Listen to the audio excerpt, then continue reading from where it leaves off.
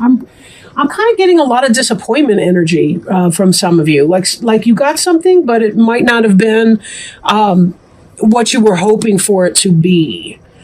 So let's tap into that a little bit and see what's going on there.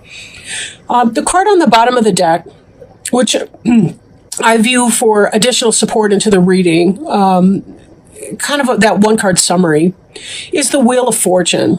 And Wheel of Fortune has to do with luck, chance, fate, karma, any of the external influences that impact our lives that we have little to no control over.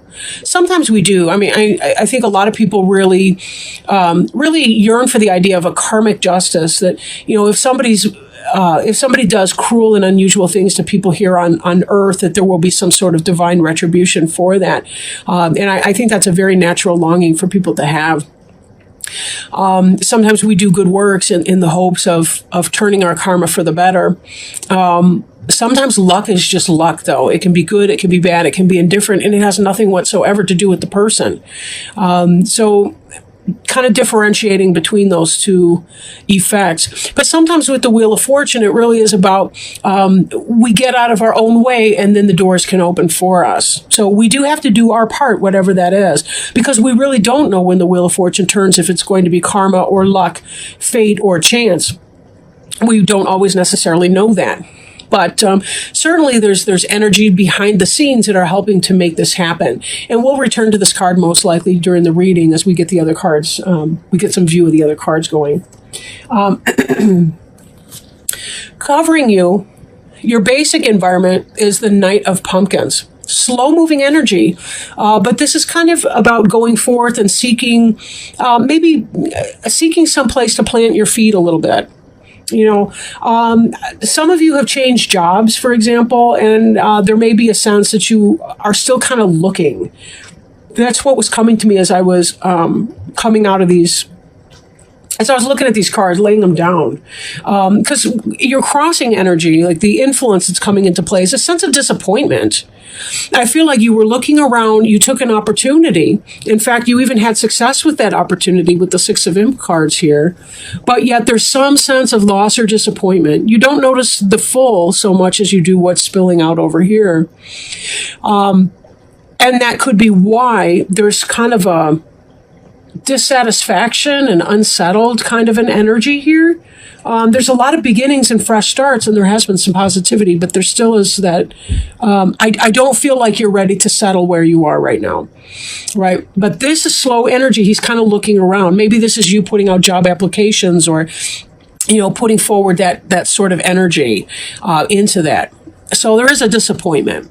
Even if you got what you wanted, it still could be that there's a disappointment, kind of like say you graduate high school or college, that's what you wanted to do, but there can still be that sense of loss or disappointment at the end of that, because it's kind of like, well, okay, now what? I'm mourning the loss on the one hand, I'm grateful to be done, and yet I'm a little scared about my new steps. So that's kind of the energy that's embodied in here. It doesn't have to be about a college student, of course, it could be a job or career change. This Seven of Imps is about you thinking about moving on to your next thing. Someone's pointing out the house at the top of the hill. Could be a haunted house, could be a positive house. We don't really know. And there's a sense of curiosity and looking around. The faces that we can see have different expressions on them, but some of them are looking back at the smallest one saying, what do you want to do with that? This figure right here represents you, the person who's moving on, and trying to get a sense of, yeah, we're moving on, but we don't really know to what just yet. But this is imps, and that's the fire suit. So that's sort of about taking your passion and putting it into action. And that's clearly what they're doing here is they're moving on. So that could be motivated in part by disappointment, but it's harder to move on into something new if you're focused on the disappointment in your present tense or past tense, as opposed to looking at something positive that you want to be going into. In other words, if you're the mule attached to the cart, it's harder to move on because you feel the stick poking at your back than it is because you're chasing the carrot in front of your nose, right? We always want to find the carrot in motivating us into action. Otherwise, there can be a sense of lack of direction or a sense of confusion that comes about with that if we're not really sure what it is that we want to do. So you did get something that you wanted, but you're still feeling that sense of dissatisfaction. Could be that you moved out of one situation that was bad into another situation that may be better, but it's still not quite where you feel your heart wants you to be. And certainly in the past tense, the recent past, or present tense moving into the past, we have this card of thievery. Either somebody stole from you or you stole from them. But given the disappointment here, the disappointment is conveyed by this little figure in the cat suit. And this is the card of disappointment, heartache, negative action against you. The moon is not thrilled with the Hamburglar over there on the right-hand side, the big tall figure. The cat is looking angry. And the bats seem to be hovering in consolation, even as the kid in the clown suit is providing consolation to the kid in the cat suit. But this energy here is so much about the disappointment. Disappointment. And again, we see that here too. So it was from this kind of energy where it felt like a theft or someone stealing something from you or treating you unfairly or unkindly or taking advantage of you in some way into a new situation that still involves some kind of loss in spite of there being the victory. You got out of the frying pan into the fire, I guess. But the new situation, I don't feel like it's quite as bad as, the fire analogy, but anyhow, in the future, the immediate future, we have temperance. Temperance has to do with peaceful waiting, right? There's a process that comes underway. And we know that this night energy is slow because pumpkins is the slowest moving energy in the deck. And this knight is basically standing still. His horse is shifting weight. It's not even moving forward. We have the sense of disappointment. But as you're waiting for something new to come into your life, some new change, some new opportunity, it's very important that you check that you're not making your wait more uncomfortable than it need be because of an attitude. You have the right to feel disappointed or frustrated or lost or lack or any of that. But it's always best to clear that energy in a healthy way. Allow yourself angry journaling, crying, talking to your friends or your therapist or whoever you need to talk to about it. Give vent to your feelings and then be sure that you're doing self-care so that you can put yourself back into a positive space again. Do your meditation and ask for spiritual and divine support, whatever that means for you. The card representing you here is the Page of Pumpkins. The Page of Pumpkins is somebody who's inquisitive, a student, earth sign, Taurus, Virgo, or Capricorn, somebody who's a scholar, has learned a bunch of things. But here she's put her book down and now she's looking at something. She's holding something material in her hands, right?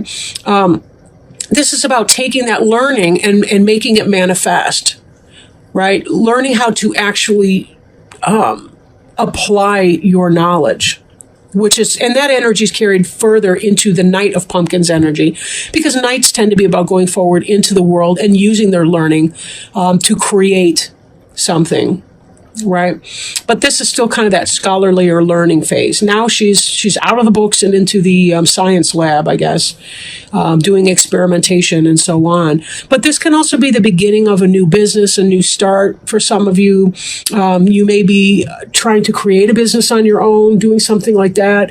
With that kind of guidance, that may be the most positive thing that you can do for yourself, creating a new life or new environment. Now, in your environment, things are not very clear. The moon can be about deception. It can be about, he's going mad, howling at the moon here. He's a lunatic. We have the contradiction of the French bulldog. The French bulldog is the domesticated dog. They have similar ancestry here, but yet he's calm and he's civilized, essentially. He's been trained. He's good. This character, he's dangerous. He's bending wires. The skull, the pumpkin, they all look afraid of him. Right? The cat looks aggravated. Look, what the hell are you bringing this unstable energy in here for?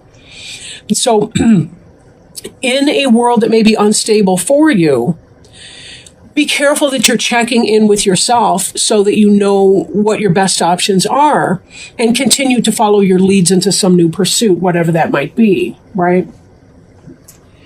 The Hopes and Fears card, this is about getting away, making some big escape. But this card here has to do with theft, stealing, getting away with something.